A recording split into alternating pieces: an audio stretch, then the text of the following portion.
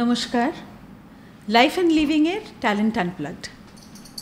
আজও আমরা এসেছি একটি অপূর্ব এপিসোড নিয়ে, সঙ্গে দুজন খুব ভাইব্রেন্ট গেস্ট, আর সঙ্গে আরেকজন ইন্দ্রাণী। ইন্দ্রাণী, তোমাকে ওয়েলকাম করছি। আর অনিন্দিতা, সোহান, তোমরা যে এসেছো স্টুডিওতে, আমাদের ভীষণ ভালো লাগছে। আর একটি আজকে নতুন ধরনের প্রোগ্রাম আমরা করতে চাইছি। ইন্দ্রাণী, তুমি এত সুন্দর লেখো, সানন্দার যে সেগমেন্ট সেখানে ছিলে, আর অনেক তুমি লেখালেখি করেছো কলকাতাতে। দিল্লিতে এসেও তুমি ফেসবুকে একদম দিল্লি হিন্দি में कहते हैं ना छाए हुए हो, बहुत लिखे हो आप। তো ওই যে লেখা, প্রত্যেকটা এক একটা সুন্দর সুন্দর নাটকটা হয়ে যাওয়ার পর যে যারা যাচ্ছে না, তারা তোমার সেই কলমের লেখার থেকে বেরোনো জিনিসটাকে একদম সুন্দর করে নাটকের মতো দেখছে, আর সেটাকে ওরা খুব আস্বাদন করছে। আমি ডাইরেক্টর সুহান বাসুর সাথেও আজকে বসে আছি, সঙ্গে অনিন্দিতা। সুহান, তোমার জার্নিটা একটু চট করে শুনবো।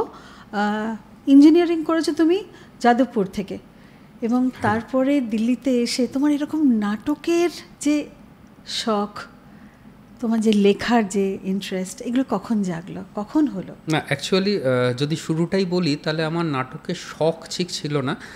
নাটকের প্রতি আমার একটু বিদ্বেষী ছিল। মানে ছোটোবেলা থেকে আমি নাটক জিনিসটা পছন্দ করতাম না এই কারণে, আমার বাবা মা দুজনেই নাটকের সঙ্গে জড়িত ছিলেন, এবং ছোটোবেলাটা আমার মোটামুটি কেটেছে উইংসের পাশে। তখন আঙ্কেলরা আমাকে কোলে করে টেনে টেনে নিয়ে চলে যেত বাইরে, আর বিভিন্ন রকমের টফি, লজেন্স, আইসক্রিম কিনে দিত, যেটা আমার কিছুতেই পছন্দ হতো না।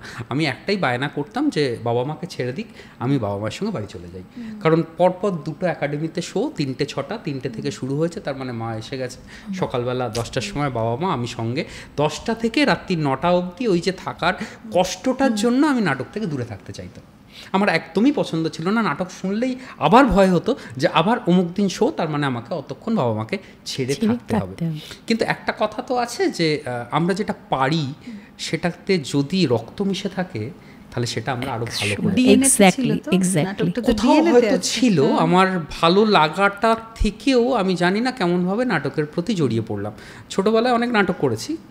6 বছর বয়সে আমি একটা নাটক করি, যেটা বলার সময় আমি শুনেছি যে আমি স্পষ্ট করে কথা বলতে পারতাম না, কিন্তু আমি মূল চরিত্র করেছিলাম। 1 ঘন্টার নাটক, শিয়াল পণ্ডিত নাটক, সেটা আমার মূল চরিত্র, পুরোটাই রোল ছিল। তা সেখান থেকে আস্তে আস্তে করতে করতে আমার ভালোবাসাটা তখনও ছিল না, হয়তো আরও পরে গিয়ে কলেজে গিয়ে ভালোবাসাটা খুব জড়িয়ে পড়লো। আমি যাদবপুরে পড়াকালীন নাটকের সঙ্গে এমনভাবে জড়িত ছিলাম, আমাদের যাদবপুরে যে ফেস্ট হয়, সেই ফেস্টটা খুব বিখ্যাত হচ্ছে সমস্ত বাইরের, কলকাতা, বোম্বে, বাংলাদেশ, ঢাকা, সমস্ত জায়গা থেকে আর্টিস্ট এবং গ্রুপেরা আসে। আমি প্রথম যাদবপুরে যাওয়ার পর ইঞ্জিনিয়ারিং ফ্যাকাল্টি থেকে আমরা নাটক করলাম, এবং ফুল লেন্থ নাটক করলাম আমার ডিরেকশানে। নাটকটার নাম মনে আছে? নাটকটার নাম আমার ঠিক মনে নেই। আমার এক বন্ধু বোধিসত্ত্ব সরকারের লেখা, আর আমার ডিরেকশানে বোধি আমাকে অ্যাসিস্ট করেছিল। আমরা ইঞ্জিনিয়ারিং ফ্যাকাল্টির বিভিন্ন ডিপার্টমেন্টের ছেলেমেয়েরা মিলে আমরা 3rd ইয়ারে প্রথম নাটক করলাম। এটার পর থেকে যাদবপুরের নিজেদের, মানে স্টুডেন্টরা যে প্রোগ্রাম করতে পারে, এটা শুরু হলো। তারপরে আমি যখন দিল্লিতে এলাম, দিল্লিতে এসে আমার সঙ্গে আলাপ হলো জয়ন্ত দাস, এবং জয়ন্তদা আমাকে ভীষণ ভালোবেসে ফেললেন। জয়ন্তদার সঙ্গে আমি ধূমকেতুতে তখন নাটক করলাম, টিনের তলোয়ার করলাম। টিনের তলোয়ারে আমার 2টো রোল ছিল, আমার একটা ছোট্ট রোল ছিল। তার আগে আমি বলি, আমি চাকরি সূত্রে যেখানে আসি দিল্লিতে, সেখানে একজন ভদ্রলোক ছিলেন যিনি দিল্লিতে তখন ভীষণ বিখ্যাত, শক্তি মুখোপাধ্যায় হচ্ছেন আমাদের যাদবপুরের ইঞ্জিনিয়ার। এবং কথায় বলে যে ইঞ্জিনিয়াররা সাধারণত ইটকাঠ, বালি, পাথর, পেরে, খাতুরি, এই সমস্তগুলোই বোঝে, তাদের সাহিত্য ব্যাপারটা খুব একটা বোঝে না। এটা আমি খুব পড়াকালীন তো দেখেছি। আমার সঙ্গে বন্ধুদের যতটা বন্ধুত্ব ছিল, তার থেকেও তাদের কাছে আমি একটা ভয়ের কারণ ছিলাম, কারণ যে কাউকে আমি ধরে টেনে নিয়ে যেতাম, চল তোকে একটা রোল করতে হবে, তারা আমার থেকে ভয়ে থাকতো। আবার একটা সুহান নাটক করবে বলছে, মানে আমাকে টেনে নিয়ে যাবে। তো এখানে এসে তারাও আমাকে, যেমন সিদ্ধার্থ দাশগুপ্ত, লোকনাথ দা, দিব্যেন্দু দা, এরা আমাকে বলতে শুরু করলেন যে শক্তিদার ছেলেবেলা। তো সেখান থেকে আমার শুরু। তারপর দিল্লিতে নাটক দেখতে আমি খুব ভালোবাসি। আমি করতে পারি বা করতে চাই, তার থেকে আমার মনে হয় যেটা দেখে এলাম সেটা যদি আমি করি, এটা যদি আমার মতো করে করি, এটা সবারই শখ হয়। ভালো রান্না খেলে যেমন এক্সপেরিমেন্ট করতে ইচ্ছা করে, এটাতে না একটু আরেকটু যদি ওরা টক দিত খেতে ভালো হতো, তো সেটা বাড়িতে এসে সবাই করে।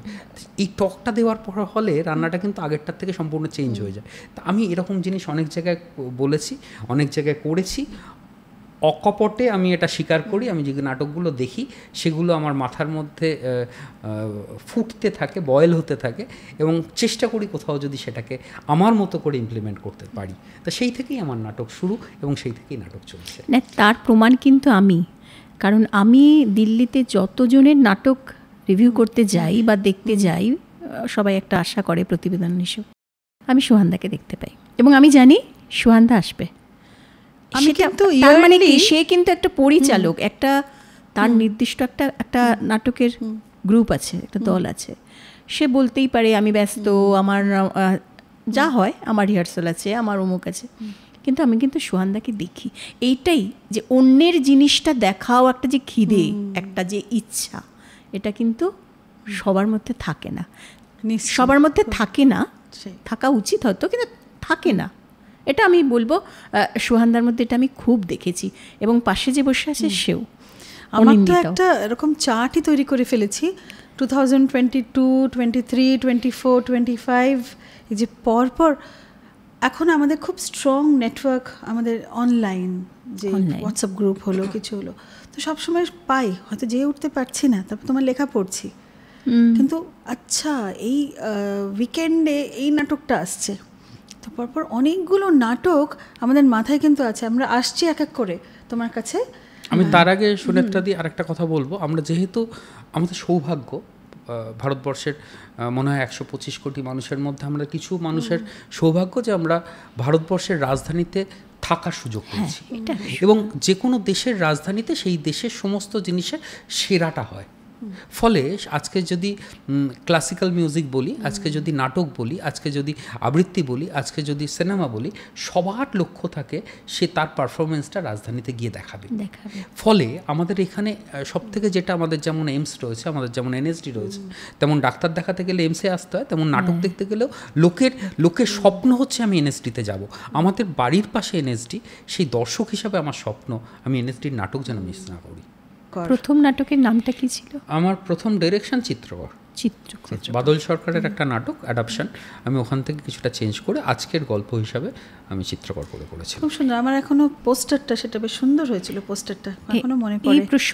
এই প্রসঙ্গে আমি একটা কথা জিজ্ঞাসা করছিলাম দাদাকে, মানে সুহান্দাকে, যে সাধারণত দেখো আমাদের এখন যেটা হচ্ছে, অনেকেই করছে, ঋতুপর্ণ ঘোষ চোখের বালি করেছে, অনেকেই অনেক রকম অ্যাডাপশন, মানে যেটা হয় আর কি, গল্প একটা অরিজিনাল স্টোরির থেকে বানানো, সেটা দেখো, সেটা তো একাধারে একটা প্রেশার থাকে, কারণ তুমি উল্টোপাল্টা কিছু দেখাতে পারবে না, সেখানে তোমার একটা রাস্তা বাঁধা আছে, তোমাকে এই রুটেই যেতে হবে।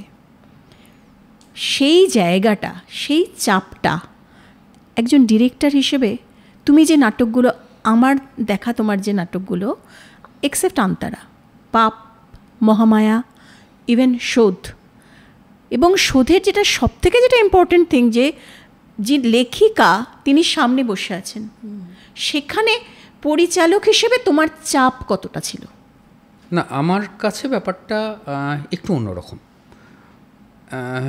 কি হয়, একটা শাড়ি মা বহুদিন পরেছেন, এই শাড়িটা যখন তুই পরিস তখন নিশ্চিন্তে থাকিস শাড়িটা সবাই ভালো বলবে, অন্তত মা তো বলবেই।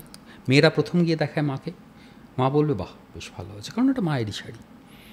ঠিক একইভাবে যখন আমি একটা নাটক অন্য কোনো বিখ্যাত লেখক বা লেখিকার গল্প থেকে নিই, তখন আমার একটা নিশ্চয়তা থাকে গল্পটা সবাই স্বীকার করে নিয়েছে, গল্পের শ্রেষ্ঠত্ব সবাই স্বীকার করে নিয়েছে, আমাকে সেটাকে নাট্যরূপ দিতে হবে, দর্শকের কাছে গল্পের বক্তব্যকে পৌঁছে দিতে হবে। ঠিক একই জিনিসটা উল্টোটা হয় যখন গল্পটাও আমার হয়, তখন মানুষের স্বাভাবিকভাবে আমরা কি হয়, আমরা একটা টুথপেস্টের মধ্যে কী কী গুণ আছে থেকেও আমরা নির্ভর করে সেই টুথপেস্টটা কতটা অ্যাডভার্টাইজমেন্টে আসে, ব্র্যান্ডটা লোকে জেনে গেছে এই যে টুথপেস্টটা ভালো, গল্পটা ভালো, এবার গল্পটা নিয়ে আর প্রশ্ন হয় না। এবার প্রশ্ন হয় যে তুমি নির্দেশক হিসাবে এত কিছু করলে কেন, কেন এটা করলে না, কেন ওটা করলে না। তখন চরিত্রটা ফুটিয়ে উঠতে পারছে না, সেইটা তখন এসে যায়।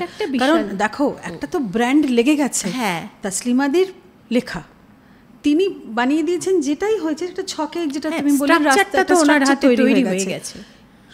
চাপটা সেখানে ডাইরেক্টরের, সেটাই যে কতখানি ও চরিত্রগুলোকে ফুটিয়ে তুলতে পারছে, সেইটা গল্পের প্রতি সুবিচার হচ্ছে কিনা। মানে যেটা কথায় বলে যে একটা গল্পের বিশ্বাসযোগ্যতা, গল্পটা বিশ্বাসযোগ্য দর্শকের কাছে, ইতিমধ্যে বিশ্বাসযোগ্য, চরিত্রটা বিশ্বাসযোগ্য কিনা। আর যদি নাটকটা নিজের লেখা হয়, যেমন আমরা নিজের লেখা আমি আন্তারা করেছি, যেখানে গল্পের বিশ্বাসযোগ্যতাটা আমাকে প্রমাণ করতে হয়েছে, তারপরে চরিত্রের বিশ্বাস, সেখানে চাপটা বেশি, ডাবল। মানে সেটাই যে মানে ডিফারেন্সটা, পার্থক্যটা কি, নিজের লেখা নাটক যখন করছো আর কারো গল্পের উপর যখন তুমি নাটকটা, সেই গল্পটা অলরেডি এস্টাবলিশড, সেখানে কিন্তু চাপটা অন্যদিকে, মানে দুটোতেই চাপ থাকে, এরকম হচ্ছে অন্যরকম আর কি। কোনোটাতে শাড়িটা নিজে কিনে এনে পড়লে দুটো প্রশ্ন থাকে, শাড়িটা ভালো, আমাকে পরে ভালো মানাবে কিনা। কিন্তু মায়ের শাড়ি হলে প্রশ্নটা একটাই, আমাকে ভালো লাগছে কি। সেটা ঠিক, খুব সত্যি কথা। আর যেহেতু আমাদের আন্তারার কথা উঠেই গেল, মানে নারীবাদী শোধ নিয়ে আমরা আরো ডিটেইল এখন আলোচনা করব, কারণ সঙ্গে আমাদের অনিন্দিতা আছে, লিড রোলের নেত্রী, তিনি সবসময় একটা লিড রোল করছে, আর ভয়ঙ্কর সেগুলোকে সাকসেসফুল একটা অসম্ভব বিশ্বাসযোগ্য করে তুলছে। ও যেভাবে অভিনয়গুলো করে, আমি যেটা দেখি, মানে আমার চোখ দিয়ে আমি বলছি, হয়তো আরও সবাই বলবে সেটা, ওনা ভীষণভাবে চরিত্রের মধ্যে ঢুকে যায়। তখন আর ওকে মনে হয় না যে অনিন্দিতা, আচ্ছা না, ঝুমুর, আচ্ছা না, পাপের নায়িকার নামটা ছিল পার্বতী, মানে তখন না সত্যি, মানে ওই অডিটোরিয়ামে কিছুতেই ভাবা যায় না যে ওটা অনিন্দিতা শেঠ, অন্তত আমি সেটা ভাবতে পারি না, আমার ব্যক্তিগত ধ্যান ধারণা যেটা আর কি, ভীষণভাবে চরিত্রের মধ্যে ঢুকে যায়, তখনও ভুলেই যায় যে ওকে। এই জিনিসটা একমাত্র বাংলার পুরনো নায়িকাদের মধ্যে আমি দেখতে পাই, মানে দেখেছি ওনাদেরকে আমরা কতটুকু পেয়েছি, কিন্তু যেহেতু একটু পার্সোনাল রিলেশন অনেকের সাথে ছিল, যেমন মাধবী মুখার্জির সাথে আমি খুব কাছের, আমার দ্বিতীয় মা, তো উনি দেখতাম উৎসব বা যখন অন্যগুলো, এখনকার সিনেমা যখন উনি, দেখো এখন তো বয়স হয়ে গেছে, এখন তো অতটা ওনার কাছ থেকে আশাও করা যায় না, কিন্তু আমি আমার মাস্টার ডিগ্রিতে মানে প্রজেক্ট পেপারটাই ছিল মাধবীদির উপর, তো সেই জন্য আমি ওনাকে খুব কাছ থেকে দেখেছি, উনি এখনও চরিত্র নিয়ে কতটা স্টাডি করেন, সেই জিনিসটা আমি ওর মধ্যে দেখতে পাই, আমার খুব ভালো লাগে। রেসপেক্ট, ও একটা আবৃত্তি করলেও ওটার ক্যারেক্টারে এমন করেই ঢুকে যায়, যখন ও বলে না তখন মনে হয় সত্যিকার ওটা অনিন্দিতা নয়, মানে যার কথা বলা হচ্ছে, একটা শিল্পের প্রতি সুবিচার, মানে দুজনকেই বলছি, এটা দুজনেই, সেটা খুব ভালো একটা টিম না। হ্যাঁ, অসাধারণ, এবং যাপন চিত্র পুরো টিমওয়ার্কটাই ওদের একটা অসাধারণ। সবার কন্ট্রাস্ট, এই যে নারীবাদীর থেকে ওখানে যে ঠিক অপোজিট, যেটা আন্তরার জন্য কিছু তুমি বলবে, আমরা শুনবো একদম, মানে এই কন্ট্রাস্ট রোলটা তোমার কিরকম লাগলো, আর কিরকম করে শুরু হলো গল্পটা, একটু আমাদের বলো না, দর্শকরা একটু শুনুক না, সবাই তো যেতে পারেনি নাটকটা দেখতে, একটু শুনে না সবাই। আন্তারা গল্পটা একরকম, শোধটাও একটা প্রোটাগনিস্ট, দুটো প্রোটাগনিস্টের চরিত্র, তার গল্প, তার স্ট্রাগলটা একদম অন্যরকম। আমি যেহেতু কবিতা থেকে নাটকে এসেছি, সেই জন্য আমার একটা বোধহয় অ্যাডেড অ্যাডভান্টেজ হয়, এটা আমি ব্যক্তিগতভাবে বলছি, কারোর দিক থেকে না। আমার সবসময় মনে হয় আমরা তো বাচিক শিল্পী, আমাদের কাজ হচ্ছে যেটা আমরা পড়লাম, আমি ইনফ্যাক্ট যখন আগে আমার কবিতা শেখাতাম বা মেয়েকেও শেখাই, তখন একটাই জিনিস ভাবি যে কবিতা আমি ওরকম মানে ট্র্যাডিশনাল ওয়েতে আমি কোনোদিন মুখস্থ করাই না, আমি সবসময় মনে একটা ছবি আঁকবো। কারণ আমি তো বহুদিন রেডিওতে কাজ করেছি, কারণ আমার ড্রামা সেকশনে যখন কাজ করতাম, এটাই আমার মনে হতো যে ছবি, তারাও বলতেন, যাদের থেকে শিখেছি তারাও বলছেন যে একটা ছবি তৈরি করতে হবে, ছবিটা যদি নিজে না দেখতে পাই না, তাহলে না তো দর্শকের মনে তৈরি করা যায়, না তো দর্শকের চোখে তৈরি করা যায়। তো নিজের তার জন্য আগে বিশ্বাস, তুমি যেটা বললে আমি জানি না কতটা পারি বা পেরেছি বা পারছি, নিশ্চয়ই তোমরা বলছো হয়তো কিছুটা পেরেছি, তো তার জন্য পড়ি, কিন্তু আগে নিজে বিশ্বাস করি। আর সুহান একটা কথা সবসময় বলে, খুব বেশি বলে না রিহার্সালে, ফোনে মাঝে মাঝে বলে যায়, আমি অনিন্দিতাকে দেখতে চাই না স্টেজে, আমি অনিন্দিতাকে দেখতে চাই না স্টেজে, প্রত্যেকটা সময় এটা বলে। আমি জানি না আমি কী বলবো, তখন আমি ভাবতে থাকি কি করলে আরও পড়তে থাকি যে কি করলে আরও করা যাবে। তো নিজের যতক্ষণ না আমি চরিত্রটা যখন শোধটা প্রথম পড়া শুরু করি, তখনও এটা আমার অনেক জায়গা হয় না যে নিজের সঙ্গে নিজের মতের সাথে মিলছে না। এবার যতক্ষণ একটা কথা, মানে ও যেটা বলতে চাইলো, তার মানে আমি অনিন্দিতাকে দেখতে চাই না, আমি ঝুমুরকে দেখতে চাই, চরিত্রটাকে দেখতে চাই, আমি অনিন্দিতাকে দেখতে চাই না, আমি পার্বতীকে দেখতে চাই। ও সেটা ফুটিয়ে তোলার চেষ্টা করে।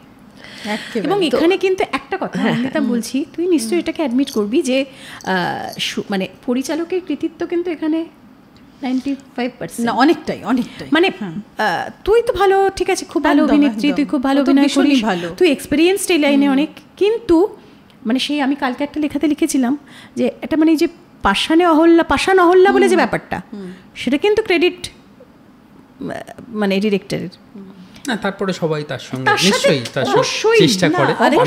এটা কেন, এটা কথাটা ঠিকই বলছে, ওই কথাটা একেবারে ঠিক কথা। এই যে তুমি ওকে বলো যে আমি অনিন্দিতাকে দেখতে চাই না, সেখানে ওরও কিন্তু একটা চ্যালেঞ্জ থাকে, মানে জ্বলে উঠতে গেলে বারুদ চাই, তো স্ফুলিঙ্গটা তুমি তৈরি করতে পারো, সেই বারুদটা অসাধারণ করার, সেটাই। এবং ওর সেই চ্যালেঞ্জটা কিন্তু সবসময় ওর সাথে থাকে, যে এটা আমাকে ডিরেক্টর চায় না। হ্যাঁ, প্রত্যেক রিহার্সালের শেষে বলে এটা আমার চাই না, চাপ তো থাকে, এবং সেটা অসম্ভবভাবে ও সেটাকে করে ফুটিয়ে তোলে, খুব সুন্দর। না, ওটাই মাথায় থাকে যে ছবিটা যদি আমি বিশ্বাস করি তাহলে লোকের মধ্যে বিশ্বাস করানো যাবে। আর যেহেতু ওটাই বলছিলাম যে কবিতাটা একটা অ্যাডেড অ্যাডভান্টেজ দেয়, আমি সবসময় বলি যে কোনো নাটক হোক, কবিতা হোক, যে একটা পজ, আমি এটা খুবভাবে বিশ্বাস করি। তুমি বললে এক্ষুনি কবিতা বলতে গেলে প্রত্যেকটা শব্দে প্রাণ দেওয়া যায়, আমি যদি প্রাণ এই দিক থেকে দিই, আমার মনে হয় আমি 102% শিওর যে ওদিকে যে শুনছে সে ওই প্রাণটা অনুভব করবে, নিশ্চয়ই করবে। তো হ্যাঁ, তো সেটা নিশ্চয়ই করবে। তো সেটার জন্য যতটুকু টাইম একটা শব্দকে দেওয়া উচিত, দুটো শব্দের মাঝখানে যতটুকু দেওয়া উচিত, একটু কম বেশি হলেই অতিরিক্ত, আর একটু মানে কম হলেও সেটাও খারাপ লাগবে। তো পুরো এই ব্যালেন্সটা কোথাও আমাকে কবিতা থেকে নাটকে আসতে অনেকটা হেল্প করেছে। খুব সুন্দর, খুবই সুন্দর। তো অন্তরার একটুখানি আমরা শুনবো, কারণ চরিত্রটা তুমি কীরকম, চরিত্রটা ওখানে যে চরিত্রটা ছিল ওটা প্রথমে যেটা দেখানো হচ্ছে, একদম একটা দুটো জায়গা দেখানো হয়েছে, গ্রামের একটা জীবন, সরল যে জীবন, তাদের যে স্ট্রাগল, এবং শহরের অতি এখনের যে সমস্ত আধুনিকতার মধ্যে বেড়ে ওঠা একদম মডার্ন যে মেয়েদের এখনের যে জীবনযাত্রা, তাদের প্রত্যেক দিনের জীবনের যেমন ভাষা, তাদের লাইফস্টাইল, সেইগুলো দেখানো হয়েছে। এবং এই যে 3টি মেয়ের গল্প ছিল ওখানে, মানে আরও অনেকের গল্প ছিল, 3টি মেয়ে ওখানে আমরা যারা করেছি, তো তার মধ্যে আমার যে চরিত্রটা ছিল, একটা কলেজের সিনিয়র একজন নেত্রী ছিল, ওর একটা স্ট্রাগল লাইফ দেখিয়েছে, এবং ওই স্ট্রাগলিংয়ে ওর সাথে জীবনে বহু খারাপ অবস্থার মধ্যে দিয়েও গেছে, পুলিশের অত্যাচার, রেপড, লট অফ থিংস, এবং সেইখান থেকে নিজের পরিবার পুরো ধ্বংস হয়ে যাওয়ার পর ওই মেয়েটি আজকে একটা রিভেঞ্জ, মানে কতটা মানুষটা একেবারে ধূলিসাৎ হয়ে গেলে সে তার আর পাওয়ার কিছু থাকে না, সেই না পাওয়া থেকে মানুষের অদ্ভুত একটা চরিত্র চেঞ্জ, সে এখন পুরুষের ওপর অত্যাচার নিতেও তার কিন্তু বাঁচছে না, সেই কষ্টগুলোর মধ্যে দিয়েও লেখাটা ফুটে উঠেছে। লেখাটাও অসম্ভব সুন্দর, নাটক যেটা ও লিখেছে, তার নাটক দিয়েছে, হ্যাঁ, এটাও নিজের লেখা। যেরকম ইন্সপায়ার কি করে হলে সোহান তুমি এটা লেখা, যখন তুমি লিখছিলে? আমার একটা জিনিস মনে হয়, বেসিক্যালি আমার মনে হয় আমরা সবাই যেটার জন্য খুব স্ট্রাগল করি, সেটা হচ্ছে মানব সুরক্ষা। আমাদের প্রত্যেকটা মানুষের একটা সুরক্ষার দরকার। এই সুরক্ষাটা খুব কাল পরশুর ঘটনা, পরশু রাত্রের ঘটনা, কিছু মানুষ মিলে কালকাজি মন্দিরে একজন মানুষকে পিটিয়ে মেরেছে। আমরা বাংলাদেশের যে কোনো জায়গা খুললে দেখতে পাচ্ছি যে মানুষ, নারী পুরুষ নির্বিবাদে তাদেরকে পিটিয়ে মারা হচ্ছে, পুড়িয়ে মারা হচ্ছে। তাহলে আজকে সমস্যাটা একজন লেখক, একজন নাট্যকার, একজন নির্দেশক হিসাবে আমরা যে প্রশ্নটা আমাকে অনেকেই করে, কিছুক্ষণ আগে আমরাও আলোচনা করছিলাম যে যাপন চিত্র নাম কেন দিয়েছি। যাপন চিত্র কথাটা আমার এইখান থেকে এসছে, আমরা চেষ্টা করি যে জীবনের চিত্র, যাপন মানে তো জীবন, একটা জীবনকে চালানো, জীবনের পদ্ধতি, জীবনের প্রসেস, সেই জীবনের প্রসেসটা ছবি তুলে ধরাটাই তো একটা নির্দেশকের কাজ, একটা নাট্য দলের কাজ। তা আমরা এখানে চেষ্টা করি শুধুমাত্র কোনো স্পেসিফিক না, আমরা চোখের সামনে যে সমস্যা দেখছি হয়তো সমস্ত পৃথিবীর সমস্যা আর একজন নাটক করে দেখিয়ে উঠতে পারে না। তা আমরা যতটুকু পারি, যেহেতু আমরা কিছুটা পররাজ্যে থাকি, আমি কথাটা প্রবাস বলি না, আমরা পররাজ্যে থাকি, নিজের দেশে কিন্তু অন্য রাজ্যে, যেখানে অনেক প্রতিকূলতা রয়েছে, সেখানে আমরা শুধুমাত্র আজকে রাজধানীতে বসে যদি আমি ভাবি যে শুধুমাত্র মেয়েরা খারাপ আছে, তা না, তার মানে পুরুষরাও খারাপ আছে, মেয়েরাও খারাপ আছে, নারীবাদ পুরুষবাদ দুটোই সমানভাবে জরুরি। আজকের দিনে অন্তত 2025 কিংবা আজ থেকে ডায়মন্ড দ্য স্ট্রিম আমরা যদি 2050-এ গিয়ে দাঁড়াই, তাহলে কিন্তু আমরা সবাই একইভাবে কিছু না কিছু নিয়ে সাফার করছি। আজকে প্রচুর ঘটনা আছে। আজকে যদি আমরা কোনোভাবে আজকে রাজধানীর আমরা যদি কোনো কোর্টে গিয়ে দাঁড়াই, তাহলে একটা নারী যেমন তার নিজের সমস্যা নিয়ে আসে, তাহলে একটা পুরুষও নিজের সমস্যা নিয়ে আছে।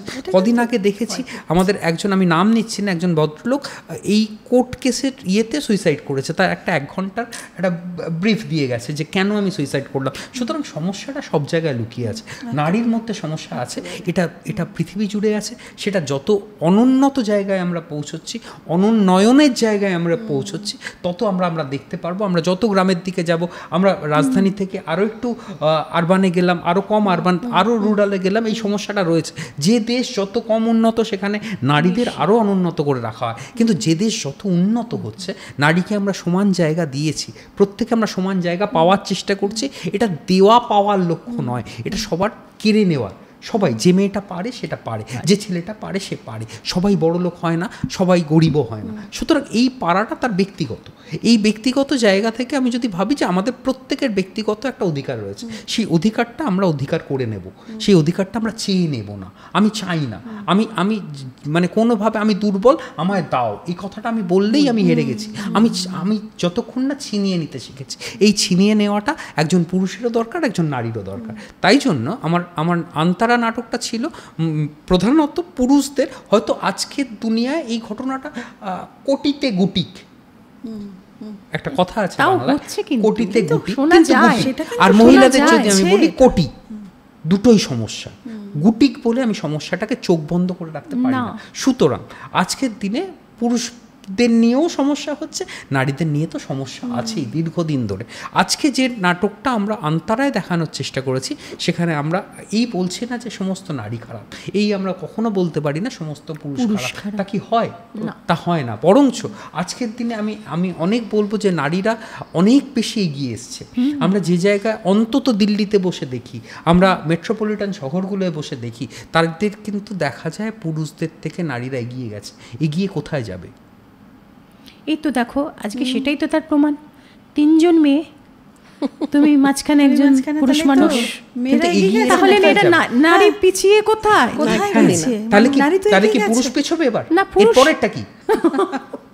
তাহলে কি পুরুষ পেছবে? ক্রমশ প্রকাশ্য, কিন্তু তাও কিছু কিছু ঘটনা আসছে। আজকের অনুষ্ঠানটাই তো এটার একটা বিশাল প্রমাণ যে মেয়েরা অনেক এগিয়ে গেছে বাবা। হ্যাঁ, সুতরাং সেটা সবাই মিলে যাক, এবং সমষ্টিগত উন্নয়ন ছাড়া কখনো উন্নয়ন হয় না। কোনো সংগঠন একক দায়িত্বে হয় না। তেমনই আমাদের দেশের বা পুরো যদি মানব জাতির উন্নয়নের কথা আমরা ভেবে থাকি, সেই উন্নয়নটা যেমন উন্নতশীল দেশগুলো সবসময় অনুন্নত বা মানে ডেভেলপিং কান্ট্রি তাদেরকে নিয়ে একসঙ্গে বড় হতে চায়। সুতরাং আজকে বড় হওয়ার দায়িত্বটা কিন্তু শুধুমাত্র মেয়েদের হাতে না, শুধুমাত্র ছেলেদের হাতে নয়, সবার ভালো থাকাটা নির্ভর করে সবার প্রচেষ্টা। সুতরাং আজকে আমাদের যে এবার আমি যদি বলি যে শোধ আমরা কেন করলাম, শোধেও কিন্তু ওই জায়গায় এসেছি আমরা। ওখানে নারীদের যে সমস্যা, পরিবারের মধ্যে যে একটা নারীর সমস্যা, সেখান থেকে আমরা শোধে এসেছি। যেখানে তসলিমাদির লেখাটা ভীষণ মনস্তাত্ত্বিক একটা লেখা, যেখানে একটা নারীর মানসিকতা প্রায় বোঝানো খুব কঠিন জিনিস, কিন্তু সেটাকে উনি বোঝানোর চেষ্টা করেছেন। আর আমি সেটাকে লেখার মধ্যে দিয়ে, নির্দেশনার মধ্যে দিয়ে করার চেষ্টা করেছি, আর অনিন্দিতারা সেটা সর্বজন সমক্ষে সেটা করার চেষ্টা করেছে। যেটা তাসলিমাদি যখন লিখেছেন জিনিসটা, মানে ওটা যে কীরকম একটা সিচুয়েশন থেকে ওনার মাথায় ওটা এসেছিল, যে এটা সিচুয়েশনটা খুব বাস্তব, বাস্তব, খুব বাস্তব, মানে ওটাকে আমি ওটাই বলছিলাম যে মানে প্রথম দিকে যখন পড়েছি কিছু কিছু জায়গা আমিও মেনে নিতে পারিনি, আমার সাথে মিল ছিল না। আমি ভাবছি আমি নিজে বিশ্বাস করছি না, আমি করব কি করে। আমি তারপর দিদিকে মানে নাটকের কিছুদিন আগে আমি বললাম, আর করতে করতে না আমি বিশ্বাস করতে শুরু করেছি এটাও হয়। এবং সত্যি কোন জায়গায় মানে মানসিক অবস্থাটা কোন জায়গায় পৌঁছলে মানুষ এরকম একটা জায়গায় পৌঁছতে বা এরকম একটা কাজ করতে পারে, এটা মানে আপনি ভাবতে পারেন, উনি লিখতে পারেন এরকম একটা দুঃসাহসিক লেখা। আমি জাস্ট এবং সেটাও 35 বছর আগে আমি ভাবতে সেটাও ওনার 30s এ লেখা, অসাধারণ। উনি 30 থেকে 40 বছর বয়সে যে উনি এটা তখনই ওটা ফিল করেছিলেন, সেই জিনিসটাকে উনি ডিভোর্স কথাটাও ভাবতে লোকে ভয় পেত। হ্যাঁ একদমই তাই। যখন লোকে এটাই ধরে নিয়েছিল বা ধরে নিত সেই সময়ের নারীরা, যে যেরকমই হোক সংসারে তাকে বুঝিয়ে সুঝিয়ে তাকে সবাইকে নিয়ে যেতে হবে, তাকে সংসারটা চালাতে হবে, যত কিছু সহ্য সেটা নারী করতে হবে। ওই যে একটা এই কথা যে আছে, প্রতিবাদটা উনি ওই সময় করেছিলেন, ওই সহ্যের বিরুদ্ধে, সেই প্রতিবাদটা আজও 2025-এ, যেটা 90-92 সালের লেখা, সেটা 2025-এ এসেও আমাদেরকে ততটাই ভাবায়। এখন বেশি এটা প্রকট, এটা অনেক বেশি প্রকট এবং অনেক বেশি বাস্তব। দেখ একটা বলা হয় না, নারী তো সর্বংসহা, এটা যেন একটা মানে তার নামে একটা সংকল্প করা হয়ে গেছে। এটা তো ঠিক না। কেন সর্বংসহা হবে? খুব সত্যি, কেন সে সব সহ্য করবে? ভাই আজকে একটা মেয়েও ইঞ্জিনিয়ারিং পড়তে যাচ্ছে, একটা ছেলে ইঞ্জিনিয়ারিং পড়তে যাচ্ছে, তারও যা মানে সেম কোয়ালিটি, তাহলে কেন মেয়ে পিছিয়ে যাবে? কেন মেয়েরা পিছিয়ে থাকবে? মানে এইখান থেকে বিভেদটা শুরু। যে আমি কেন বলবো একটা মেয়ে আর একটা ছেলে, মেয়ে মানেই নরম, ছেলে মানেই স্ট্রং, কেন না? কেন সর্বংসহা হবে নারী? সবকিছু আসলে কি হয়েছে, আমাদের ঠাকুমা দিদিমারা ওনারা সবকিছু মেনে নিতে নিতে নিতে নিতে আজকে আমরা এই জায়গায় গিয়ে দাঁড়িয়ে গেছি। না, তাদেরকে বোঝানো হতো যে মেনে নিতে হবে, তাদেরকে বোঝানো হতো তোমাকে এটা করতে হবে, তুমি বাধ্য। এখন বা আমরা নেক্সট জেনারেশন তো আরই করবে না হয়তো, আরই না, কিন্তু এই চেঞ্জেসটা কিন্তু এখন এসে গেছে অলরেডি। আগেকার যেরকম আমরা মা ঠাকুমাদের দেখেছি, তারা সবকিছু সহ্য করতে হাসি মুখে এবং হাসি মুখে মেনে নিতেন। তুমি যদি দেখো নাটকের এই যে ওনার যে লাইনস গুলো রয়েছে, প্রত্যেকটা লাইন ভিতরে ছোট্ট বলো ডায়লগ একটা বল, ওই যে ওই লাইনটা বল, যে তোকে যখন অরুণ যখন বলছিল, ও তখন একটা লাইন আমার কানে বাজে, ওর মুখ থেকে একটা কথা ছিল যে যৌনতা কি শুধু পুরুষের, নারীর নয়। এটা ভীষণ মানে খুব স্ট্রং ওয়ার্ড। এটা আজকের দিনেও সেটাকে চেপে রাখা হয়। আজকে যে রেপ কেস চারিদিকে হচ্ছে, সেখানে তো এটাই প্রমাণ হচ্ছে। না, তার থেকেও বড় কথা আজকে বিশ্বজুড়ে যেটা আলোচনা, যে উইমেন সেক্স ডিজায়ার, তাদের সেক্স ডিজায়ার বলে কিছু নেই, সেটা কোথায় থাকবে? এবং তার মানে কি সেটা লুকিয়ে রাখতে হবে? নারী মানেই লুকিয়ে থাকতে হবে? সেই প্রশ্নটা পুরুষেরই হবে। ওই আলোচনাটা কি পুরুষই করতে পারে? এবং সে যখন আকাশের সাথে এক্সট্রাম্যারিটাল যা হয় আর কি, ওর হাজবেন্ডের, সেটা আরো ভালো বলতে পারবে আমার থেকে। আমার মনে হয় আমাদের তো সবাই মিলে তো শ্রীরাম সেন্টারে, এতটা বড় সেন্টার নয় যে সমস্ত দিল্লির লোকেরা গিয়ে দেখতে পেরেছে না। তাও সেদিন পুরো হল বুক ওয়াকিং ডে ছিল, দ্যাট ওয়াজ মানডে ছিল এটা, কিন্তু প্রচুর লোক যেতে পারেননি। অনিন্দিতার কয়েকটা ডায়লগ একটু বলনি, আমরা শুনবো আমার দর্শকদের জন্য। তোমরা বলো যে মানে সেজুতি ওর বন্ধু, মানে একটু স্বাধীন জীবন যাপন করা একটা মেয়ে, তো সে ওর কাছে আসে, ওর বন্ধু, তো সে যখন বলছে তার বিরুদ্ধে, ও যখন বলছে জানো, বলছে এই তোমাকে এরকম কান্না মানায় না, তুমি এরকম ভেঙে পড়ো না। তো তখন ঝুমুরের যেটা চরিত্র ছেলে বলছে যে মানাচ্ছে না, ভালো বলেছ। জানো মাঝে মাঝে আমি ভুলেই যাই যে আমিও ইউনিভার্সিটি থেকে পাশ করা একটা মেয়ে। মাঝে মাঝে আমি ভুলে যাই আমারও কিছু নিজের স্বপ্ন আছে, স্বপ্ন ছিল। এখন দেখো একটা অসহায় গৃহবধূ হয়ে কেবল বসে রইলাম। আসলে কি বলো তো, আমি এখন এই বাড়িতে অনেকটা আমাদের বাড়িতে কাজ করে রাসমণি, তার মতো। মানে সে যতটা এই বাড়িতে স্বাধীনতা পায়, আমি বোধহয় সেটুকুও পাই না। আমি এখন এই বাড়ির ওই কেয়ারটেকার, বিনা পয়সার caretaker, supervisor, nurse, cleaning, cook, এই শুধু ও রাসমণি মাইনেটা পায়, আমি মাইনেটা পাই না। আসলে এখন আমি কি বলতো, আমি এখন যত না বেশি ঝুমুর তার থেকে অনেক বেশি অরুণের বউ, শ্বশুর শাশুড়ির বৌমা, রাসমণির বৌদিমণি, এই সব কিছুর ভেতরে আমার নিজের অস্তিত্বটাই যে কখন বিলীন হয়ে গেছে আমি বুঝতেই পারিনি। এটাই হয় সংসারে, এতগুলো চরিত্র পালন করতে হয়, মানুষ নিজেরটা আমরা তো করে আসছি না প্রত্যেক, এটা সবার সাথে না যে দিদি, যে এটা খুব বাস্তব, খুব বাস্তব। তুমি ওই নাটকটা দেখলে বুঝতে পারবে যে না, মনে হবে এটা তো আমার ঘটনা, এটা প্রত্যেকের মতন করে, মানে আমি ওটাই বলছি দিদি এরকম ভাবে লিখলেন কি করে, মানে এক একটা লাইন হয়তো তোমার সাথে কোনো একটা লাইন মিলছে, অন্য কারোর সাথে অন্য একটা লাইন বলছিস। এই লাইনটা আমাদের প্রত্যেক মেয়ের জীবনে সত্য রে। এখন আমরা এখানে বসে আলোচনা করছি, আমরা বাড়ি চলে যাব, গিয়ে চা বসাবো, রান্না কি হচ্ছে, যদি লোক থাকেও ওভারঅল সুপারভাইজ এটা তো আমাদেরকেই করতে হয়, কি হচ্ছে না হচ্ছে, কে খেতে পেলো কে পেলো না, কার ঠিকঠাক খাওয়াটা হচ্ছে, ওষুধটা খেয়েছো কি না, তাহলে আমরা কতগুলো রোল প্লে করি। মানে তুমি পড়তে পড়তে একাত্ম হয়ে যাবে এই লাইনের সাথে, যে শুনছে এবং দুটো সত্যি ঘটনা হচ্ছে, নাটকটা যেদিন প্রথম দিন পড়া হয় তাতে একজন আমাদেরই সহশিল্পী তিনি নাটকটা পড়ার পরে বলেছিলেন যে এটা আমার জীবনের ঘটনা, ঠিক এই ঘটনাই আমার হয়েছিল এবং আমাকে অ্যাবর্শন করানো হয়েছিল, এবং তারপরে উনি নাটকটা করতে আসতে পারেননি। 1 নাম্বার। 2 নাম্বার, এখনও এই নাটকে একজন আছেন, তিনি এখনও বলেন যে এটার অনেকাংশ আমার জীবনের সঙ্গে খুব মিল আছে।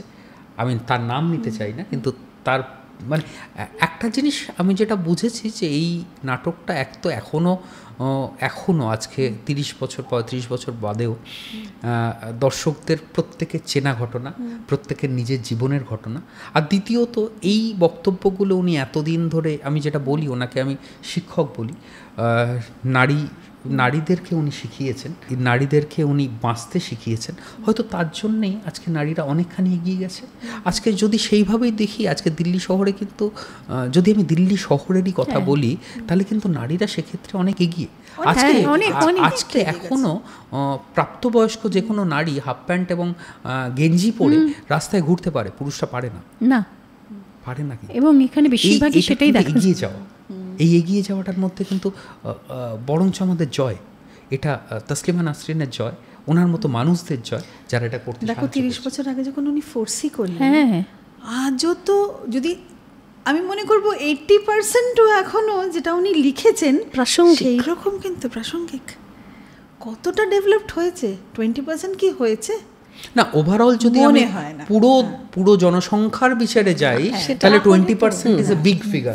2% হয়েছে কিনা সন্দেহ, হয়তো আমাদের 2%ই হয়েছে, বাকিরা এখনো যে তিমিরে ছিল সেই তিমিরেই আছে। মানসিকতাটাই তো উন্নতিটা হচ্ছে কোথায়, মানে বাইরের উন্নতির থেকে তো আগে ভেতরের উন্নতি।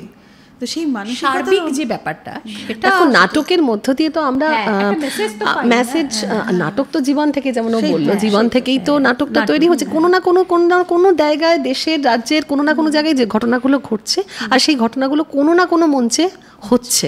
আর আমরা তো ওই যে বললাম, লোককে বিশ্বাস করানো মানে শুধু তো এন্টারটেনমেন্ট না, নাট্য মনন তৈরি করা, চরিত্রটা বিশ্বাস করা, মানে তারাও সেটা গিয়ে ভাবছে, জিনিসটা তাদের মনেও তৈরি হচ্ছে। যিনি অনেক জিনিস জানি, ওনার যেরকম যেটা লজ্জা নিয়ে কত বড় আলোড়ন, যে লজ্জা বইটা যখন ওনার বেরোলো, তো সেম ওখানেও তো কত নির্যাতিত মেয়েটি, মানে কিভাবে তার চরিত্রটা উনি ফুটিয়ে তুলেছেন ওইখানে, যেটা নিয়ে একটা দেশে বিদেশে একটা বিশাল বড় ক্রিয়েট হলো। তো মনে একটা নাটক হয়েছে, ওই ওরা করেছে লজ্জা। এখানে শোধ যে উপন্যাসটা, এই উপন্যাসটা সম্বন্ধে অনেকেই জানেন না।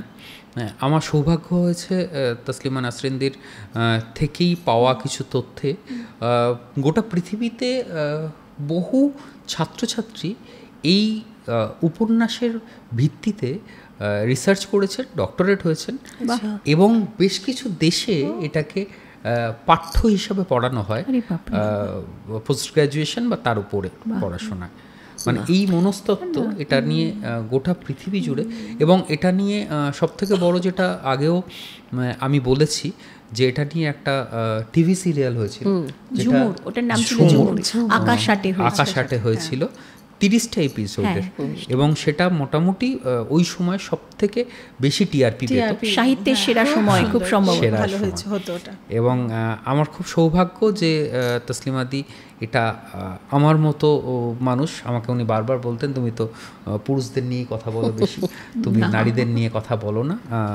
তখন তোমার কিছু মনের মধ্যে হয়নি? তখন তুমি রাগ দেখাওনি? না, আমি তখন ওনাকে একটাই কথা বলেছিলাম যে আমি ওটাই যেটা প্রথমে বললাম, যেটা যদি পুরুষ আর নারী আলাদা করে দিই তাহলে প্রথমেই তো আমরা কিছুটা বিভেদ তৈরি করে ফেললাম।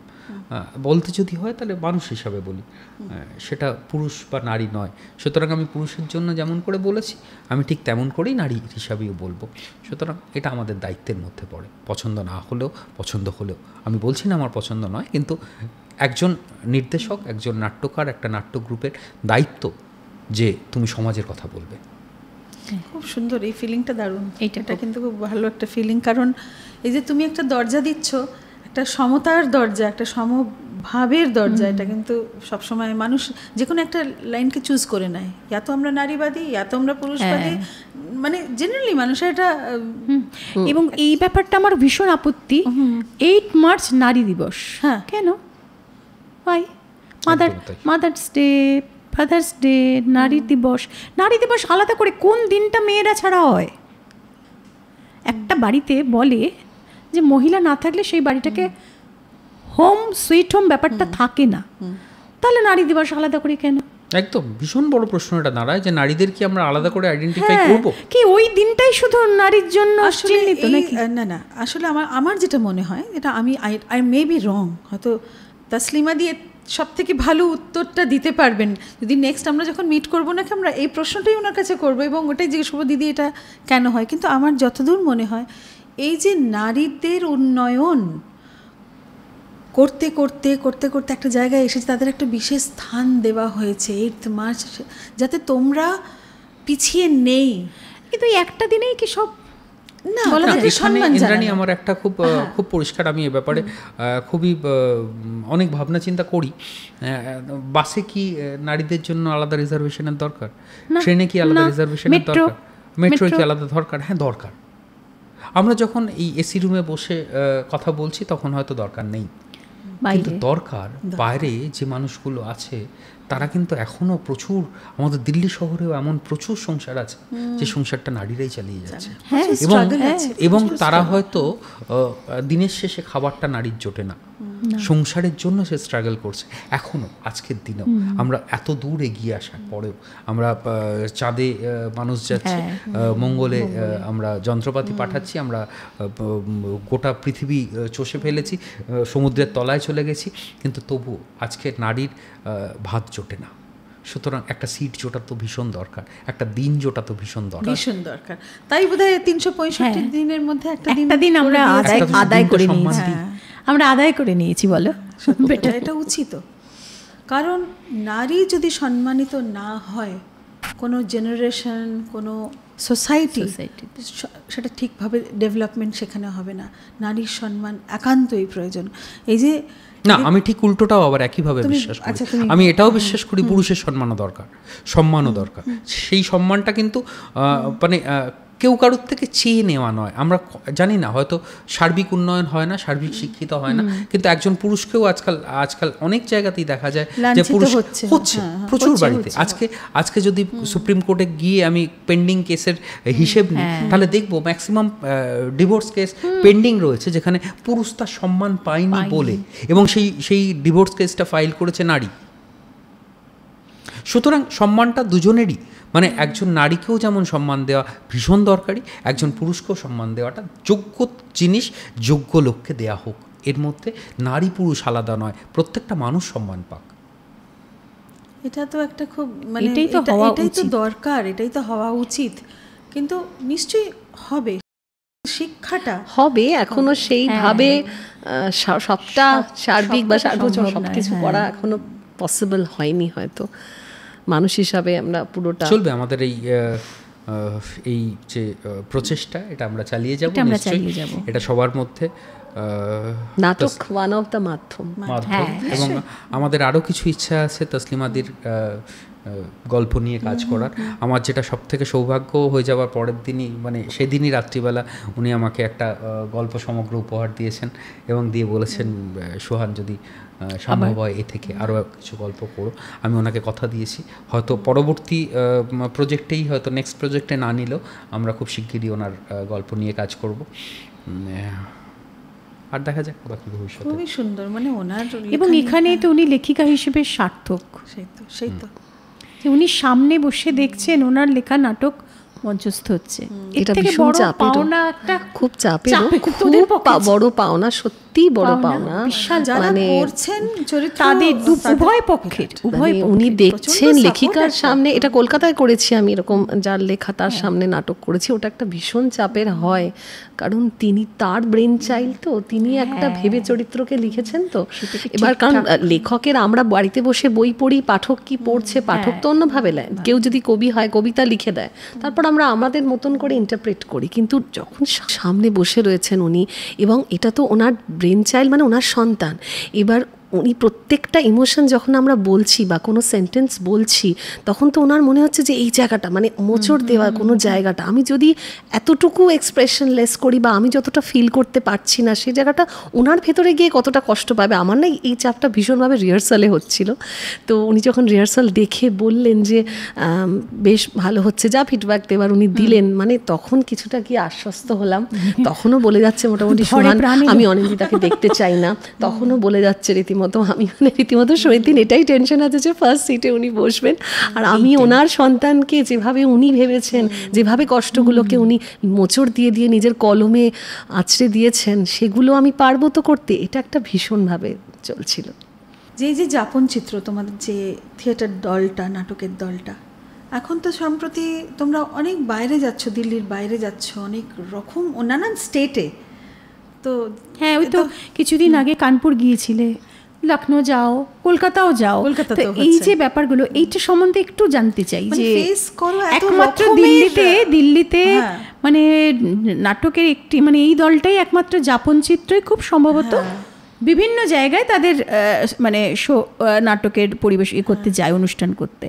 কিন্তু বিভিন্ন জায়গার লোক, মানে মানুষ, সেটা তাদের কি রিঅ্যাকশন, তাদের প্রতীক, মানে তাদের একটু বলো প্লিজ। অ্যাকচুয়ালি কি হয়েছে, আমি যেটা রিসেন্টলি দেখেছি, মানে বাংলা সংস্কৃতি, এটা বলতে আমরা বুঝি সেটা বাংলাতেই হয়, হয় পশ্চিমবাংলায় হয়, না হলে বাংলাদেশে হয়। কিন্তু আমার কাছে এটা একটা খুবই অসহ্য বিষয় ছিল, কারণ আমরা তো বাঙালি, আমরা তো নিজের রুটটাকে ভুলতে পারি না। তো আমার একটা খুব ইচ্ছা, যেটা আমাকে আমার দল যাপনচিত্রে সবাই খুব সাপোর্ট করেছে। আমরা এখনো পর্যন্ত যতগুলো বাইরে শো করেছি, এটা পররাজ্যে থাকা, পরবাস না, পররাজ্যে থাকা অন্য কোনো দল এত করে না। আমাদের একটা জিনিস হয়েছে, আমাদের এখন মোটামুটি যাপনচিত্র বিভিন্ন রাজ্যে যে বাঙালি সংগঠনগুলো আছে, আমার একটা সুবিধে আছে, আমার যাদবপুর যেহেতু আমার অ্যালামনি থ্রু দিয়ে আমাকে অনেকে চিনতো আগে থেকেই, তারা যখন আমাদের গ্রুপের কথা শুনলো বা ওরকম, তারা মোটামুটি আমাদের চিনে গেছে। এবং আমরা সেই সুবাদে বা আমাদের সকলের ভালো অভিনয়, ভালো প্রযোজনা, ভালো মঞ্চায়নের সুবিধার্থে আমরা বিভিন্ন জায়গায় যাওয়ার সুযোগ পেয়েছি। সবথেকে ভালো যেটা হয়েছে, আজকে কানপুরে 2 বছর ধরে থিয়েটার ফেস্টিভ্যাল হয়, এবং সেই থিয়েটার ফেস্টিভ্যালে তাদের ক্রাইটেরিয়া হচ্ছে যে দলই আসুক, যাপনচিত্রকে আসতে হবে। আচ্ছা, বাহ, ভেরি গুড। এটা আমরা দিল্লিবাসী হয়ে এটা খুব গর্ব। এবং এটা মাঝখানে একটু বলি, এবারে যখন গেছি, আমরা প্রথমবারে মহামায়া নিয়ে গেছিলাম। মহামায়া তো মানে অনেকগুলো মঞ্চায়ন আমরা বিভিন্ন জায়গায় করলাম, 17টা শো হয়ে গেছে। তো বিভিন্ন রকম দর্শক, সত্যি তুমি বলছিলে দর্শক নানা রকমের, মানে কি বলবো, ওই বললাম না, মঞ্চ থেকে আসার পর বিভিন্ন লোক এখনো অপেক্ষা করে আছে ওইটা দেখার পর তোমাদের কি আসছে, ওটা কি আরেকবার হবে, মানে ওরা 3বারও দেখতে রাজি। এবং কানপুরে যখন এবারে গেছি, অন্য এই নিয়ে পাপ নিয়ে আমরা গিয়েছিলাম, মানে এইটুকু দুটো ছোট্ট দর্শক, তারা এসে রেকগনাইজ করছে, ওই তো মহামায়া, মানে এর থেকে বড় পাওয়া কিছু হয় না। তারা আমার গালে রীতিমতো চুমকে এসে বলছে আমি মহামায়াকে চিনি, আমি তো তোমাকে দেখেছি। এবং আরো ঘটনা হচ্ছে আমাদের পাপ দেখতে চাইছিলেন না ওনারা চাইছেন আবার মহামায়া ওই ফেস্টিভ্যালেই পরের বছরও আবার মহামায়া হোক। লাস্টে ওনাদের বোঝাতে হলো যে একই নাটক তো দুবার করা যায় না, মানে করতে নেই এরকম ভাবেই, তো আমরা আবার মহামায়া নিয়ে আসব, কিন্তু এটাই আবার ভালোবেসেছেন তোমাদের। হ্যাঁ, এবং দর্শকরা রীতিমতো বসে আছে। ভালো কতটা একটা বাচ্চা সে কি বোঝে, বাচ্চা আরো তার বাবা মায়েরা তো তারা তো অপেক্ষা করছে, বলছে এটা মহামায়ের দলের টিম যে এসছে, যাপন চিত্র এসছে, ওরা মানে ওরা ওই এক্সপেকটেশনটা সেট করে রীতিমতো অডিয়েন্সে বসে আছে। এটা আমাদের জন্য স্টেজের ওপরে ভীষণ চাপ যে কি জানি ওই এক্সপেকটেশন আগের বছরের মতন আমরা এটা ফুলফিল করতে পারবো কিনা। কিন্তু সবাই এত ভালোবাসছে, মানে আগের বছরে আমরা যা দিয়েছি ওদের ধারণা ওরা আমাদের জন্য ইগারলি ওয়েটিং যে কখন আমরা স্টেজে উঠবো। আমরা কানপুরে সত্যিই অভিভূত ওটা দেখে, তার মধ্যে এটা বললাম আর কি বাচ্চাদের কথাটা। তোমাদের টিমের এই সত্যিটা সাকসেস স্টোরি। এবং এটা দেখো শুধু আমরা বাঙালি হিসেবে নই, বলবো না, দিল্লিবাসী হয়ে এটা আমাদের কাছে খুব গর্বের ব্যাপার যে আমাদের এখানকার একটা নাট্যদল তারা বিভিন্ন জায়গায় যাচ্ছে এবং রিপ্রেজেন্ট তো করছে দিল্লিকেই। সেখানে তো বাঙালি কয়েকটা জায়গায় অনিন্দিতা শেঠ নাম নেই, ওটা মহামায়া শেঠ হয়ে গেছে, মানে ওকে অনেকেই চিনে গেছে মহামায়া নাম। এবং যখন লখনৌয়ে আমরা মহামায়ার পরে এবারের গেছিলাম, আমরা যেদিন যাই সেখানে নাট্য প্রতিযোগিতা চলছিল, সাকুল্যে দর্শক ছিল 10 জন, মানে আমাদের আগের দিন। আমাদের দিন আমরা দেখলাম যে হলের মধ্যে দাঁড়ানোর জায়গা নেই, বসা তো দূরের কথা, দাঁড়ানোর জায়গা নেই। এবং কলকাতায় আমরা শো করতে গেছিলাম, অভাবনীয়, আমাদের একটা দিল্লির দল গেছে তপন থিয়েটারে শো। আমি সকালবেলা পর্যন্ত সবাইকে বলে যাচ্ছি 50টা বেশি লোক আসবে না, মনটা খারাপ লাগছে, আরেকটু লোক হলে, কলকাতায় এত কষ্ট করে এলাম, প্রচুর জিনিসপত্র কাঁধে করে কুলির মতো নিয়ে আমরা পৌঁছই, তো একটু লোক আসলে ওটাই তো চাওয়া, আর কিছু না, আর যা খুশি নিয়ে নাও, লোক দাও, আমরা দর্শক দাও, এরকম একটা নিয়ে যখন কার্টেন কলে দাঁড়ালাম দেখলাম সামনেটা পুরো ভরা, মানে গ্রাউন্ড ফ্লোরটা অডিটোরিয়ামের, ব্যালকনিটা বাদ দিয়ে শুধুমাত্র রিভিউতে এবং মানুষের অনেকের থেকে অনেকে শুনে এটা মহামায়াটা আবার হচ্ছে, তারা মানে এটা সত্যি আমাদের কাছে সেদিন পাওনা ছিল তপন থিয়েটারে। কিন্তু নাটকের এই যে কম্পিটিশনটা কিন্তু অনেক বেশি, ওখানে বহু নাট্যদল, কলকাতার দল আমাদের এসে বলে গেছে, মানে তারা বলে যে একাডেমিতে শো করতে গিয়ে আমি যদি 20টা দর্শক পাই আমার মনে হয় অনেক লোক এসেছে। সেটাই সেখানে একাডেমি থেকে একটু দূরে তপন থিয়েটারে, সেখানে আমাদের 200-র ওপরে 250 লোক এসছে, এটা অভাবনীয়। আজকে দিল্লিতে আমাদের ভীষণ পাওয়া মানুষের ভালোবাসা। আমরা একদম তাই, আজকে যে কোনো শো করলে, আমরা লাস্ট দিল্লিতে শো করলাম আইআইসিতে বাপের, হাউসফুল। আমরা শোধে সোমবার দিন নিচেটা প্রায় ভরে আছে, প্রায় কেন পুরোই ভরা ছিল। ওয়ার্কিং ডে, ইনস্পাইট অফ, মানে ওয়ার্কিং ডে সাধারণত সবাই অফিস থাকে, কিন্তু আমরা সোমবার দিন ভাবতে পারি না যে এত লোক আসবে। এবার একটু বলো দাদা, সোমবার কেন তুমি সিলেক্ট করেছিলে? এটা করেছিলাম আমার একটাই ভীষণ ইচ্ছা ছিল যে তসলিমাদির জন্মদিন 25 তারিখ, এবং আমরা যদি এরকম একটা জিনিস তৈরি করতে পারি, সেটা উপহার দেওয়ার জন্য একটাই মানুষ পৃথিবীতে আছে, সেটা তসলিমাদি। তা ওনাকেই আমরা এটা, উনি আমাদের মানে কি বলবো, মানে যেভাবে সাহায্য করেছেন এই প্রোডাকশানটা করার জন্য প্রতিটা জায়গায়, মানে একজন লেখিকার কাছ থেকে এতখানি হয়তো আশা করা যায় না, কিন্তু উনি আমাদের সর্বতোভাবে সাহায্য করেছেন। যেখানে যেখানে মনে হয়েছে আমার ডাউট হয়েছে এই ডায়লগটাকে এইরকম করবো, ওরকম করবো, উনি এগিয়ে এসছেন। তা আমরা ওনাকে এই উপহারটা দেবো বলে 25 তারিখ সোমবার রেখেছি। মানে অনেকটা ওই রবীন্দ্রনাথের লাইনটা হয়ে গেল আর কি, গানের তোমার পূজার ছলে আমি তোমায় একদম। আরও ঘটনা হচ্ছে, তপন থিয়েটারে আমরা শো করব, পুনের মানুষ তারা ওখানকার যারা পোস্টার বা শেয়ার করছে, সেখানে পুনের মানুষ লিখছেন যে আপনারা আসুন এই নাটকটা দেখুন। ওখানে কানপুরের মানুষ লিখছেন, আমি অবাক হয়ে গেলাম। আমাদের তপন থিয়েটারে শো হবে, আমাকে একজন স্ক্রিনশট পাঠালেন, কানপুরের বাঙালিদের গ্রুপে আমাদের সেই পোস্টারটা পাঠিয়ে বলা হয়েছে যে আপনাদের আত্মীয় পরিজনকে বলবেন দেখতে যেতে, নাটকটা ভালো। মানে এরপরে আমার মনে হয় আমি মরে গেলেও খোড়া দুঃখ থাকবে না, সেটা নয়। আচ্ছা সুয়ান্দা, এই যে নাটকের প্রোডাকশন প্রচুর খরচা সাপেক্ষ, এই যে কাঁধে করে করে এত যায়, শুধু গাড়ি নয়, ধরো এই যে জিনিসপত্র, প্রপস, তোরা বলিস প্রপস এবং প্রপসই তো বলে, সেট করে তো যাচ্ছে, কত মানুষ যাচ্ছে, লাইট, সাউন্ড, হল ভাড়া, প্রচুর খরচা, মানে একটা কোনো মানে ছেলেমেয়ের বিয়ের থেকে কোনো কম নয় খরচাটা। তো এইটা তুমি কিভাবে, এই যে এত সুন্দর সুন্দর নাটক উপহার দিচ্ছ আমাদেরকে, সেটা কিভাবে সম্ভব? আসলে আমার না বদনাম আছে, আমি বড্ড বেশি নাটক করি। আমি নাটক করি, আমার কোনো অসুবিধা নেই।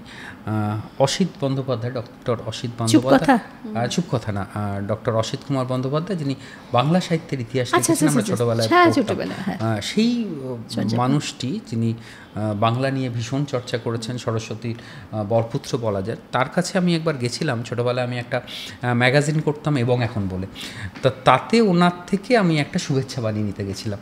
আমার বইটা নিয়ে গিয়ে, আমাদের বইটা আমরা 3-4 জন ছিলাম, গিয়ে বলেছিলাম যদি স্যার আপনি একটা সাইন করে দেন। তাতে উনি লিখে দিয়েছিলেন যে সরস্বতীর আশীর্বাদ পাওয়া খুব কঠিন, এটা ঠিক, আমি আশা করি এরা চেষ্টা চালিয়ে যাবে। তা উনি প্রথম আমাকে প্রশ্ন করেছিলেন যে এত তো বই আছে, আবার একটা বই কেন? আমার সেই প্রশ্নটা এখনও কানে বাজে। এত তো নাটক আছে, আবার কেন? এত তো নাটকের গ্রুপ আছে, আবার কেন?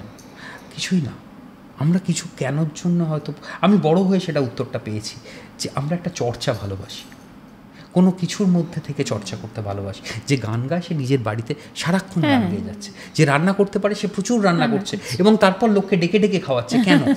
আমরা চর্চা করতে ভালোবাসি।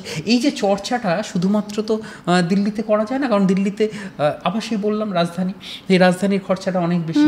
আমরা সেই চর্চাটাকে ছড়িয়ে দিতে চাই বিভিন্ন জায়গায়। তাতে যদি কাঁধে করে মানুষকেও বয়ে নিয়ে যেতে হয়, কেউ অসুস্থ তাকে পিঠে করে নিয়ে যেতে হবে, তাতেও আমি রাজি। হ্যাঁ, আমরা সবার কাছে পৌঁছতে চাই। হ্যাঁ, খরচা কথাটা কষ্ট হয় বলার সময়, হ্যাঁ ভীষণ খরচা হয়। এখন অনেকে এগিয়ে এসছেন। আমি একটা প্রথম যখন যাপনচিত্র শুরু করি, আমি একটা কথা আমার দলকে বিশ্বাস করতে শিখিয়েছিলাম, যে সামনে যদি একজনও বসে থাকে আর যদি 1000 জনও বসে থাকে, দুজনের মধ্যে কোনো পার্থক্য, তোমাদের পারফরম্যান্স সেম। এবং একজনও যদি আসে আর 1000 জন যদি আসে, তারা টিকিট কেটে আসবে। আজকের দিনে 100 টাকা 200 টাকা কিচ্ছু না। একটা লোক একটা কফি আর একটা সিগারেট খাবে, কিংবা একটা কাটলেট খাবে, একটা ফিশ ফ্রাই খাবে, 500 টাকা খরচা করবে। আর একটা নাটক 3 মাস ধরে 6 মাস ধরে প্রচণ্ড পরিশ্রম করে তৈরি করে সে স্টেজের ওপর দাঁড়িয়ে ডায়ালগ বলছে, আর ভদ্রলোক বলবেন দাঁড়া চাটা শেষ করি তারপরে যাব, ও হতে দে না। এটা ততক্ষণ হবে যতক্ষণ সে ফ্রিতে পাবে। পৃথিবীতে ফ্রি কিছু হয় না, বাচ্চা না কাঁদলে মা দুধও দেয় না। সুতরাং যে লোকটা ফ্রিতে আসছে সে তোমার দর্শক। সে যেমন দেখছে যে মঞ্চে অভিনয় করছে, যারা করছে, যারা কাজের সঙ্গে যুক্ত, সবার দায়িত্ব দ্বিগুণ বেড়ে যায়। ফলে ওই আমাদের আনসার্টেনিটি একটা রয়েছে, যেখানে যদি 10 জন থাকে 15 জন থাকে, যার মধ্যে আমরা ওই কম পয়সাতে হলেও আমরা মানে কম লোক হলেও আমরা দর্শকের কাছে পৌঁছতে চাই, যে কারণে খরচাটা নিয়ে আমরা খুব একটা ভাবি না। আমার একটা এই ব্যাপারে আবার সৌভাগ্য, এই নিয়ে আমায় প্রচুর সমালোচনার মুখে পড়তে হয়েছে। আমাকে সবাই, আমার দলের সবাই এগিয়ে এসছে, অনেকেই নিজে থেকে বলেছে টাকা চাই, কিন্তু আমরা শো করবো, আমরা চর্চা চালিয়ে যাব। আমরা যত দর্শক আসবে সবার জন্য, সংখ্যাটা বড় কথা নয়, আমাদের সেই দর্শককে চাই যে দর্শক ভালোবেসে নাটক দেখতে এসেছেন।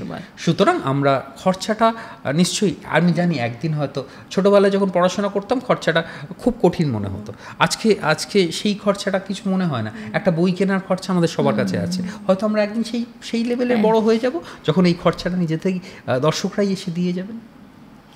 খুব সুন্দর, আজকে এত ভালো আর চর্চাটা চলছে, আলোচনা এত সুন্দর হচ্ছে।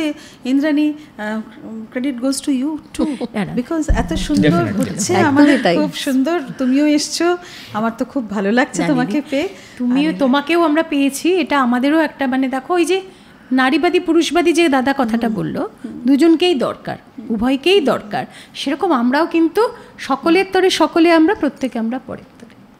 খুব সুন্দর। আমরা কিন্তু সত্যি আজকে আমি ভাবতেও পারছি না যে এত তাড়াতাড়ি ওদের অ্যাভেলেবিলিটি হবে, এক্ষুনি ওরা নাটকটা সেরে উঠেছে, হয়তো ওরা দিল্লির বাইরে গেছে বা দুজনকেই পাবো না, দুর্গাপুজো এসে গেছে, কিন্তু কিছুভাবে সাম ডিভাইন কানেক্টিভিটি, এটা আমাদের আজকে সুযোগটা হয়ে গেল।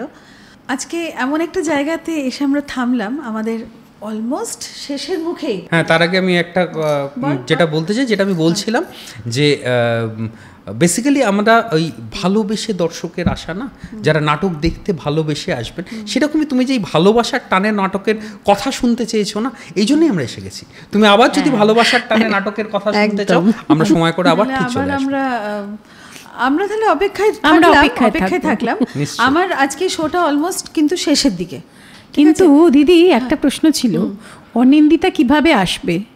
অনিন্দিতা কিন্তু ইন্ডিয়ায় হাঁটে না, ও ইউরোপে গিয়ে হাঁটাহাঁটি করে। তো ওকে আমাদের এটা করতে, আমাদের এই শোটা করতে কিভাবে আসবে সেটা ফেলে দিলে আমি তো চিন্তায় পড়ে গেলাম। আমাদের এরকম একটা পরিকল্পনা আছে, এরপর আমরা থিয়েটারের পর একটা মুভি করব যেখানে ওরা একটা হাঁটা সিন করবে। এই নাটকের লাস্টে কিন্তু ছিল, হ্যাঁ, সুন্দর একটা, সেখান থেকে শুরু হলো। ওটা শ্রীরামে ছিল, ওটা শ্রীরামে ছিল। এবার কিন্তু তাহলে তোমাকে সুইডেনে বা ইউরোপে গিয়ে এটা করতে হবে, সেটা করতে হবে। ওই ইন্ডিয়ায় হাঁটে না, কিন্তু হাঁটে না। বাবা, সোহানদা বলো তোমার বাড়ি থেকে ডিসটেন্সটা ওটা একটু মজার ঘটনাটা। ডিসটেন্স মাত্র 700 মিটার, কিন্তু বাইরে বেরোনোর পরেই দেখি মোবাইলটা দেখছে। অটোটা এলো, টোটো না, আচ্ছা অটোটা এলো কিনা, টোটোটাও হেঁটে যেতে হবে। আচ্ছা, যে ইউরোপে হাঁটে তার কাছে ইন্ডিয়ার এইসব টোটো ফোটোর মূল্য তো অনেক কম, ওখানে আর অপশন ছিল না। খুব সুন্দর, খুব সুন্দর আমাদের আজকে আলোচনা। আমরা কিন্তু ভীষণ আড্ডা মারলাম, কিন্তু আমার কিন্তু একটা এখনো ছোট্ট কথা রয়ে গেল, যে এত যাপন চিত্রর এত কম বয়স, মানে যাপন চিত্র দেখতে গেলে কিন্তু ছোট্ট, হ্যাঁ ছোট্ট বেবি, 3.5 বছরের বাচ্চা, কিন্তু তার অনেকটা সে ছড়িয়ে গেছে, অনেকটা তার কৃতিত্বের গল্প সব জায়গায়, দিল্লি ছেড়েও বাইরে বাইরে অনেক হয়ে গেছে। তো যাপন চিত্র এখন নেক্সট তার পরিকল্পনাটা কি করছে, এবং কি শোধের পরে কি তসলিমাদির আরও কোনো নভেল নেওয়া হচ্ছে, না তোমরা অন্য কিছু ভাবছো কি? না, আসলে বড় হওয়ার পেছনে না একটা জিনিস খুব কাজ করে, যেটা যে কোনো শিল্প সংস্কৃতি সাধনার মানুষের জন্য থাকে, সেটা হচ্ছে পাগলামি। এই পাগলামিটা আমাদের দলের সবার মধ্যে আছে, এবং ভীষণ আমরা হুজুগে এই একটা জিনিস, যেটা হয়তো ছোটোবেলায় লোকে ছেড়ে আসে, আর বড়োবেলাতেও যাদের থেকে যায় তারা কিন্তু প্রয়োজনের বাইরের কাজ করে। সেটা হয়তো আমরা তাই করি। অনেকেই বলে ঘরের খেয়ে বোনের মস্ত তাড়ানো। এই মানুষগুলো হচ্ছে তারাই, যারা হুজুগ নিয়ে থাকে, যারা পাগলামি নিয়ে থাকে, তারপর একটা উদ্দেশ্যহীনভাবে উদ্দেশ্যে পৌঁছে যায়। তো সেক্ষেত্রে আমাদের পরবর্তী উদ্দেশ্য হিসাবে আমাদের কাছে অনেকগুলো প্রজেক্ট আছে।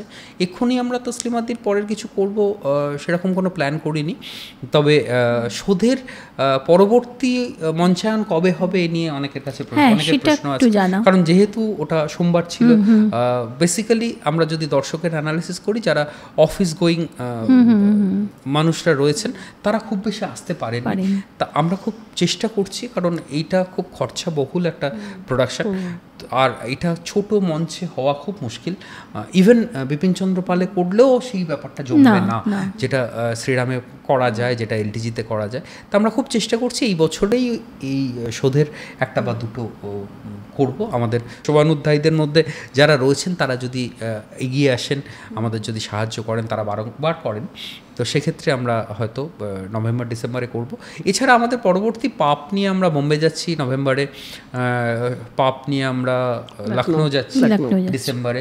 আমাদের খুব তোড়জোড় চলছে। জানুয়ারির ওই 25-26 ছুটির সময়টা আমরা শোধ করতে কলকাতায় যাব, বাট খুব চেষ্টা করছি তার আগে আমরা দিল্লির মানুষের কাছে আর একবার যদি মঞ্চে সামনে দাঁড়াতে পারি। এবং একটা অনুরোধ দাদা তোমার কাছে, আমি মানে রিসেন্ট নীলাদ্রিদার সাথে কথা হচ্ছিল 2-1 দিন আগে, তো যে পিউএসওকে যে নীলাদ্রিদা, উনি বলছিলেন যে এই নাটকগুলো এত ভালো ভালো, তোমরা যে প্রোডাকশন এত সুন্দর, এগুলো যদি তোমরা একটু সব মানুষের কথা ভেবে একটু যদি সেন্ট্রাল, মানে একটু যদি মান্ডি হাউস ওরিয়েন্টেড ওই জায়গাটাতে, ওই দিকে যদি একটু করো না, তাহলে কি হয়, মানে গাড়ি ছাড়াও ধরো মেট্রো টেট্রো সবই একটা কি হয়, হ্যাঁ খুবই ভালো, খুবই ভালো, একদম ওয়াকিং মেট্রো।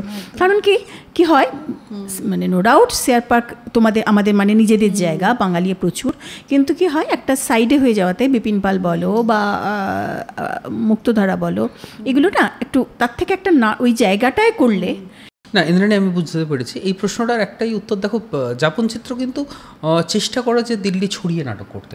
আমরা নয়ডায় নাটক করেছি, আমরা আইআইসিতে নাটক করেছি, আমরা ইসলামিক সেন্টারে নাটক করেছি, আমরা শ্রীরামে নাটক করেছি।